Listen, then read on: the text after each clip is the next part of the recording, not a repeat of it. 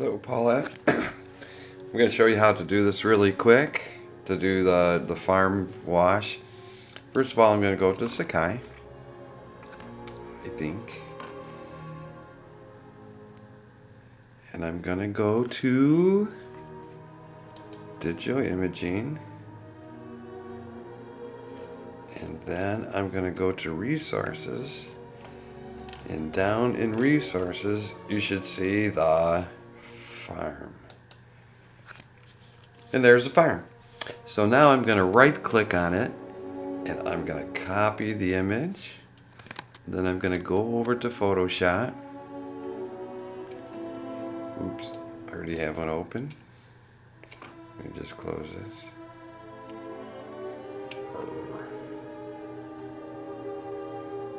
Sorry about that. I don't know what's going on here. The wheel of death. Okay, so now that I copied the graphic, I'm going to hit Command N for new. I'm going to hit OK. And I'm going to Command V to paste. So it'll paste the farm on its own little layer with a background layer. Okay, that's a beautiful farm. Okay, now I'm going to duplicate the farm picture because one's going to be in black and white and the other one's going to be in color. Okay, then I'm going to create a new layer in between them and I'm going to fill that one with white. By the way I can do that is I can hit D and I get black and white down here because those are the default, and then by Command or Option Delete I will fill it with the foreground color, but if I do Command Delete it'll fill it with the background color. So I have a color layer on top, I have a blank white layer in between, and then my original is going to be down here. Okay, so the first thing I might want to do is click off those two layers there so I can see the original. And then if I go to Filter and Blur and Smart Blur, I will get the farm, and look how much more it looks like a painting when I do the Smart Blur. And you can change these here, the threshold and the radius until you think it looks more painterly like, and that's fine for me. And so it applies it. Now it looks like a watercolor. Then the next thing I'm going to do is turn this white layer back on, and I'm going to go to the top layer. I'm just going to, for our purposes, call this black and white. Okay, now I'm going to change this to black and white. So I can go to Image, Adjustments, Black and White, and it's going to turn it black and white for us. And we can adjust the contrast. In this process, you'll find that you'll have different effects the more contrasty the picture might be. Okay, so now it's black and white. I have black and white, the white layer, and then the color. Now I'm going to turn this into a great lined layer. I'm going to go to Filter, all the way down to Other, and I'm going to hit High Pass. And it's not going to look like much because the high pass, when done for this effect, the number should be somewhere around 0.7. And as you can see, there isn't much there except a whole lot of gray. But now I can open up the levels. Layer. Let's see, where are we? I know how to do this. Oh, Image, Adjustments, and levels. And I'm going to move these little markers, whatever they're called, kind of close together. If the white is too far over to the right, you get a lot of gray in between the lines. So I'm going to move it over until I get a lot of black and a lot of white. The more black and white it is, the better. And I'll just adjust these until it looks like a regular sketch. Yeah, it looks like there's too much stuff in the sky. Okay, well, that's pretty good right there. And then when I'm happy with the way it looks as far as the sketch goes, I hit OK. So now I have my black and white layer, and my white layer, and I have my color layer. So on the black layer, I'm going to change it to multiply into blending modes. Okay.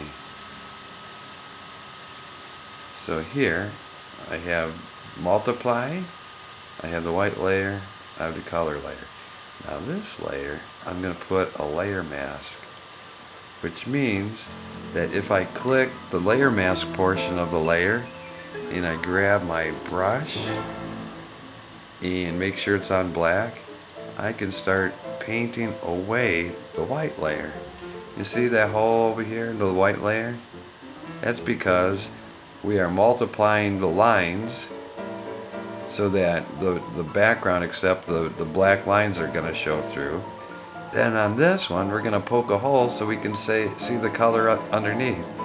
What's really cool about this effect is that you can create the textures as if the brushes were painting the textures.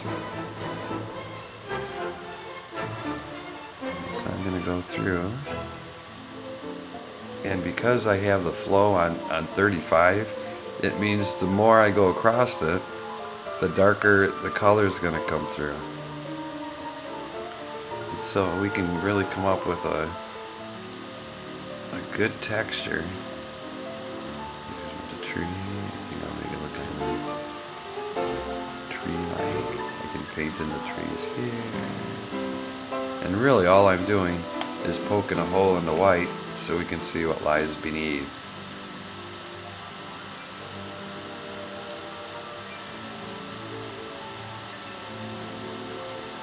So I can paint the windows in.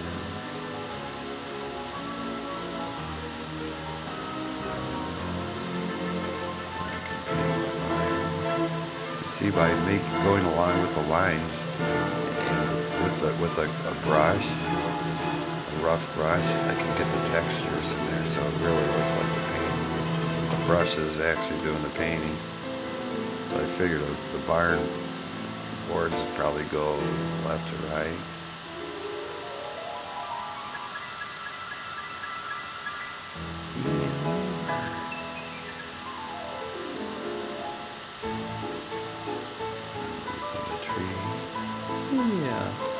Yeah, I'll make the flow go even less.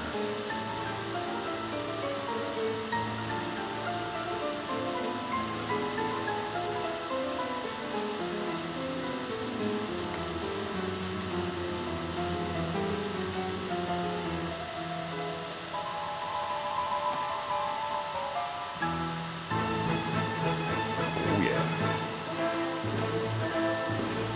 But see, because I'm using a coarse brush, I can always change my brush to something rougher. Oh, that's not so rough. And when you have the bristles kind of rough like this, then you get some really nice brush strokes.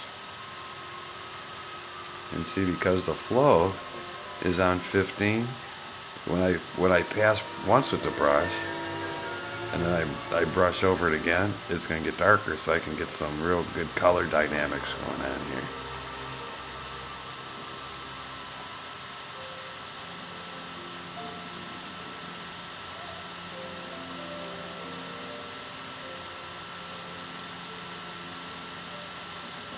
Let's see. A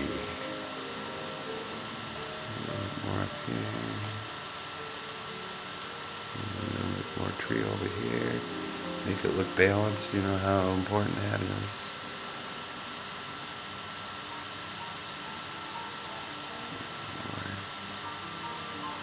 All right. I likes it.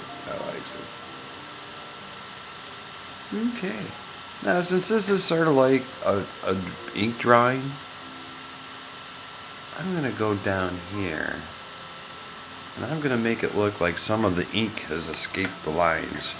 So I'm going to go get my what is this? Smudge tool? Yeah, smudge tool. And I'm going to go and maybe make it so it looks like maybe some of the red got up onto the roof. And it sort of spilled into the other areas here. Get some of the green up there. Gonna move around so it looks like some of the paint escaped out of there. Get kind of a realistic looking thing going on. Yeah, okay. With that smudge, it kind of obscures the details. And this, of course, is being done on the color layer, where all the colors, because basically the smudge tool push colors around. Oh.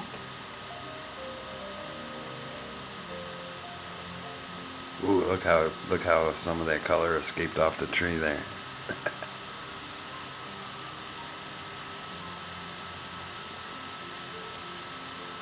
Okay. You know, I'm not too thrilled about how that dark is showing up around there. So, if I want to put, see, this is, the black is where we poked a hole in the white.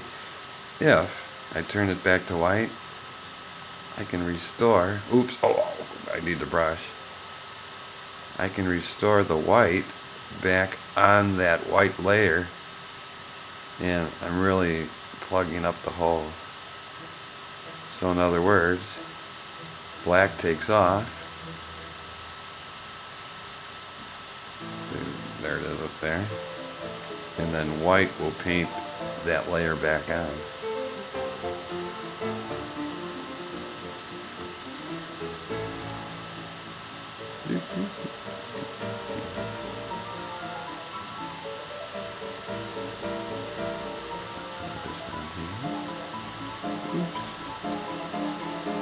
What's really a good technique is when, watch down here when you hit the X. When you hit the X, it switches those colors. So this, so I'll put it back on. I hit my X, and because it's black, it pokes the hole.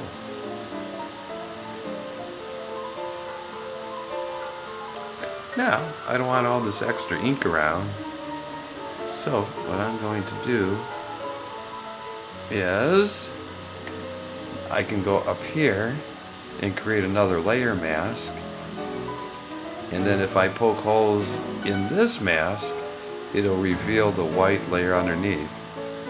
So there we go. See, so basically I'm poking a hole here so that it sees the white underneath. That way I can get rid of a lot of that, the ink that's all over the place.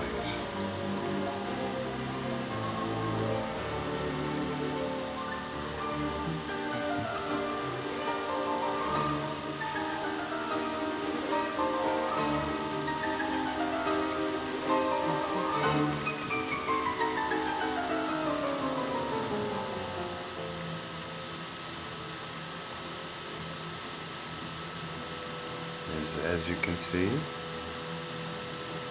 it is poking a hole in the black and white layer where all those lines are. That's where they are.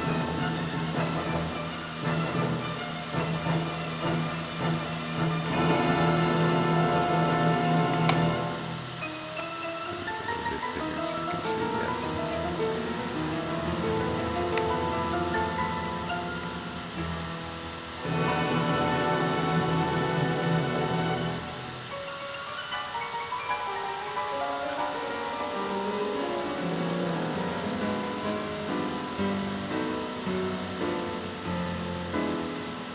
Now, what I'm going to do is click on the very top layer here, and I'm going to create a new layer above it.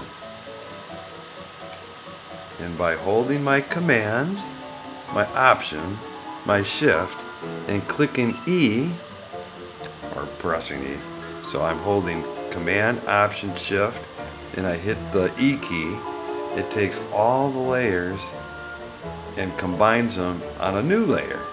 That way you have all these layers preserved in case you want to make some more modifications.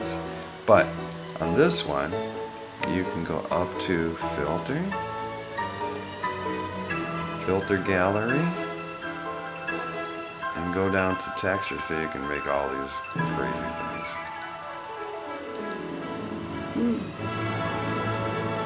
Or go to Texture, and then pick wherever you want the light source to come from. And Canvas will give you the what you call it, sort of like the canvas look. Oops. If I hit OK, there it is. There it is. I hope that answers your questions. I hope this has been helpful. Talk to you soon.